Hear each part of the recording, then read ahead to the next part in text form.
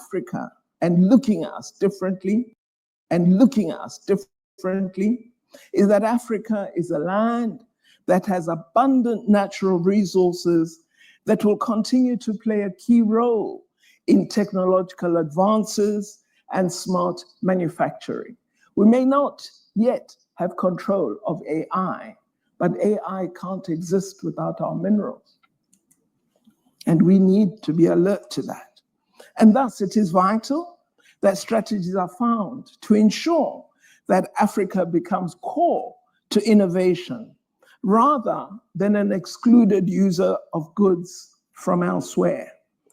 Linked to the strategic imperative is the urgency of Africa addressing the matter of Africa-based beneficiation and industrial productivity. You cannot be the success we wish to be without producing and value-adding your own goods to your own natural resources. And we need to take this seriously and not make populist statements about it.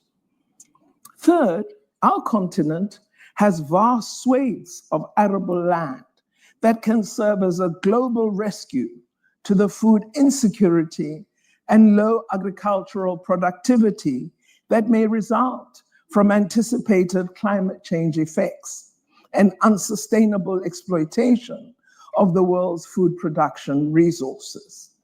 Effective development programs and cooperative partnerships could position Africa to feed all of humanity.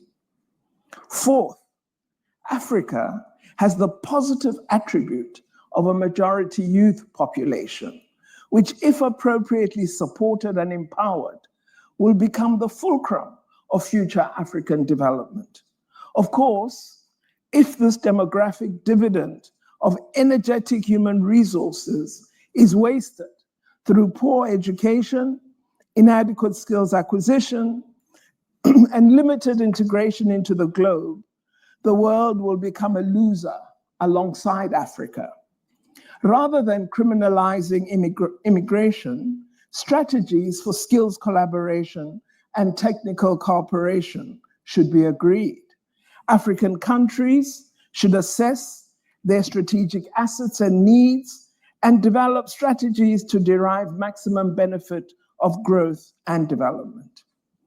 All of these four factors support arguments that highlight that Africa and all regions lacking development opportunities, productive capacity, and vibrant public institutions should be given dedicated, robust support to reverse these maladies.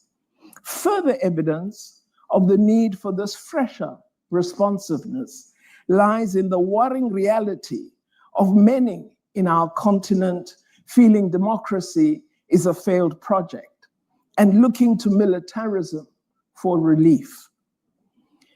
It is difficult to project realization of the aforementioned changes and responses, largely because the geopolitical context in which I propose these changes is mired in conflict, double talk, and extremely weak attachment to the values and principles enshrined in the United Nations Charter, its conventions, and treaties. The most powerful nations in the world have dismally failed to uphold the values of global unity, cooperation, and human security. The worst breaches of international law have been committed most often by the powerful and most often against the weak.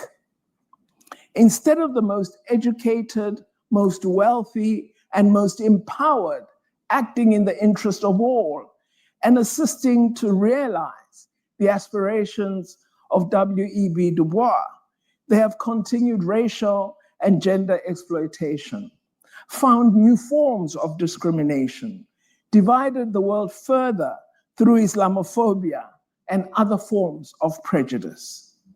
All of this occurs in a world in which we have developed modern, sophisticated human rights law, international law, and international humanitarian law. The world does not lack universal guidelines for basic laws and principles. The problem is those with the greatest wealth, with sophisticated institutional capacity and influence on global progress, have respect for international law only when it suits their interests. We've all observed this starkly in the past 3 years. The reactions to Russia's invasion of Ukraine were very different from reactions to the continued oppressive occupation of Palestine. This unfairness and double standard has begun to carve a dangerous world in which impunity for some can be utilized by many leaders as a rationale for diminished freedom. They have continued racial and gender exploitation, found new forms of discrimination, divided the world further through Islamophobia and other forms of prejudice. All of this occurs in a world in which we have developed modern, sophisticated human rights law, international law, and international humanitarian law. The world does not lack universal guidelines for basic laws and principles. The problem is those with the greatest wealth, with sophisticated institutional capacity and influence on global progress, have respect for international law only when it suits their interests. We've all observed this starkly in the past 3 years. The reactions to Russia's invasion of Ukraine were very different from reactions to the continued oppressive occupation of Palestine. This unfairness and double standard has begun to carve a dangerous world in which impunity for some can be utilized by many leaders as a rationale for diminished freedoms. The impact of this neglect of equal protection through international law has resulted in serious breaches as seen in Gaza, Sudan, and Myanmar, and even with the taking of Israeli hostages. All harm to human beings needs to be talked about, and not some harm and neglect of others. The potential for African geopolitical leadership and influence has not yet fully realized its promise. I believe African leaders fail to lead in multilateral bodies and often fail at African unity when opportunities to lead arise. This is not always due to African failure. It is linked to how Africa is treated and persuaded, and how we gauge our geopolitical influence, and how we develop our approaches to world affairs. So if I can get that aid for that major project I've been interested in, I will not support the candidate for the Atomic Energy Agency because I've been persuaded that another more powerful country is more appropriate to that position. Then you find Africa divided on the multilateral stage.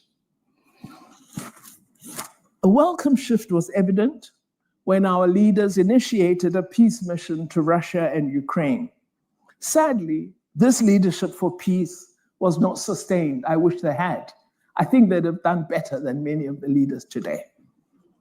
We have had many moments of hope in our determination to build a better world. All of us, for example, had hope for significant change when the world renewed its Global Compact for Development in 2015 through adopting the SDGs. The UN and its members then appeared ready to lead a new innovative development agenda.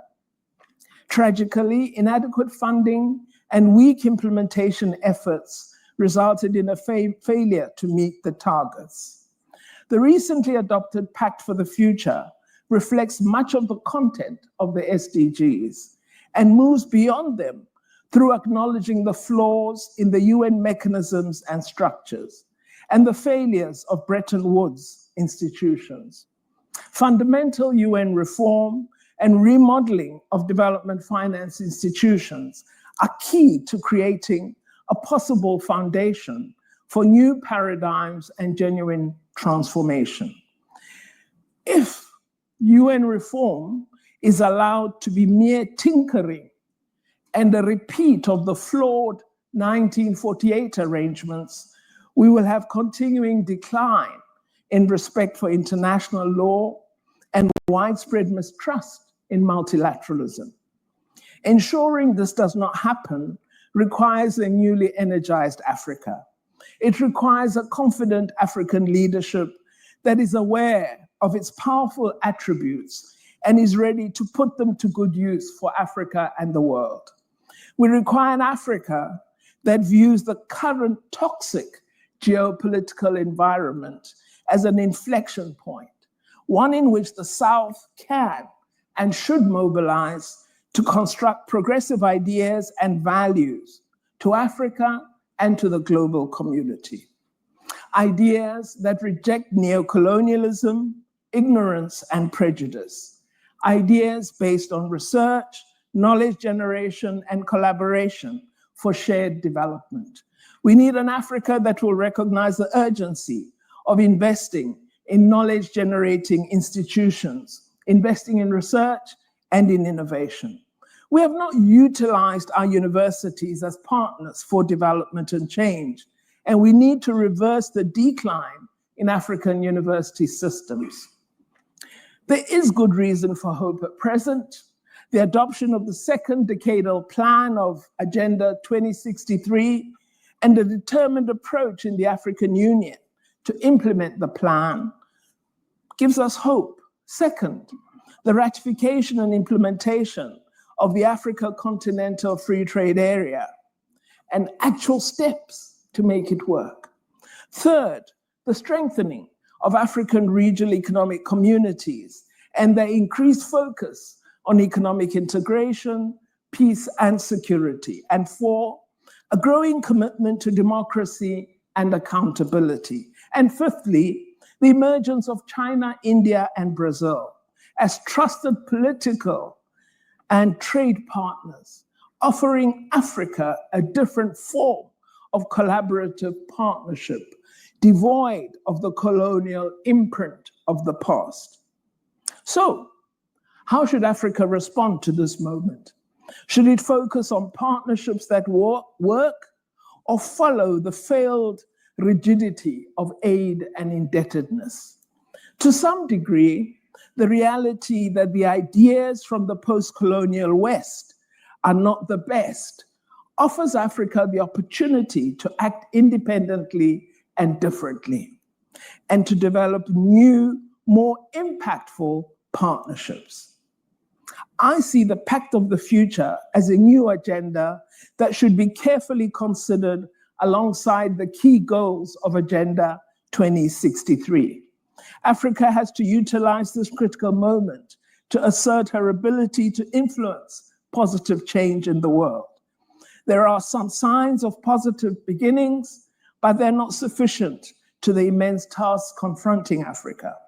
Perhaps current threats to trade, through tariffs, to investing in health by stopping funding for AIDS medication in South Africa, and our commitment to pursue and achieve equality will convince our leaders to rise up and decisively confront the world.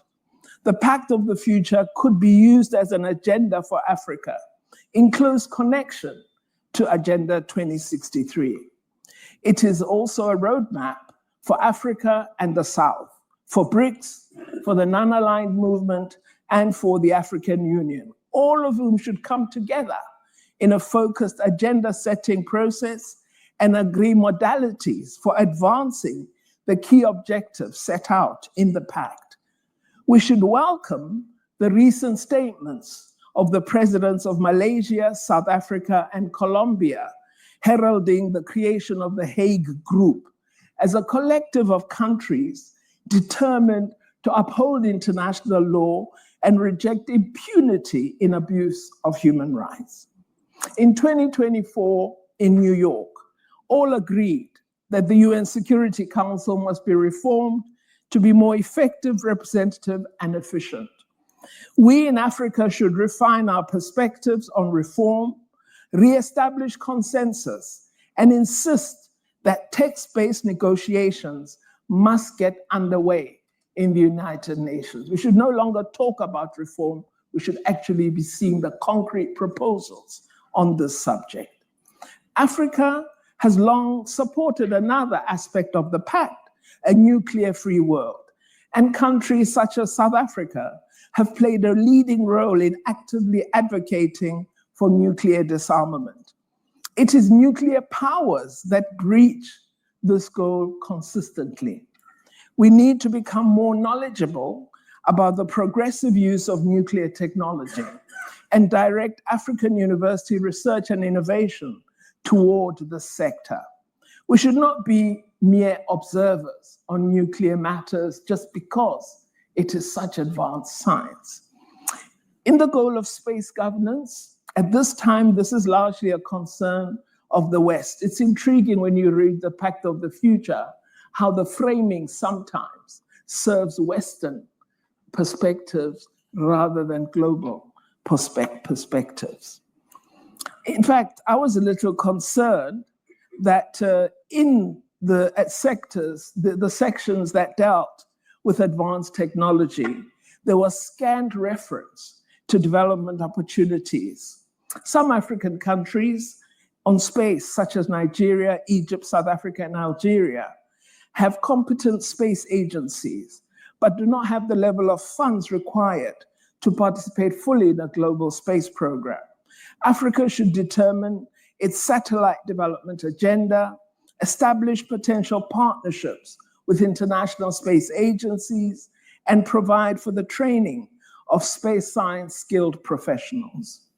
The focus of the Pact on emerging technologies and their development for wider human-centered use is a critical opening for our continent.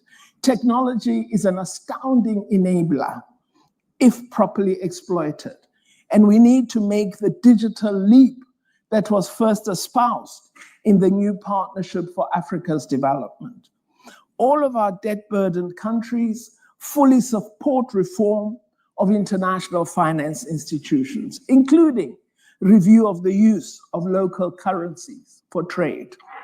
And of course, the SDGs remain central focus areas for global development, including expanded success in achieving gender equality.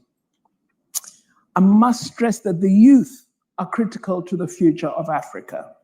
The Future Pact indicates that our investment in young people has to increase and that we have to recast into an organized preparation for future youth leadership.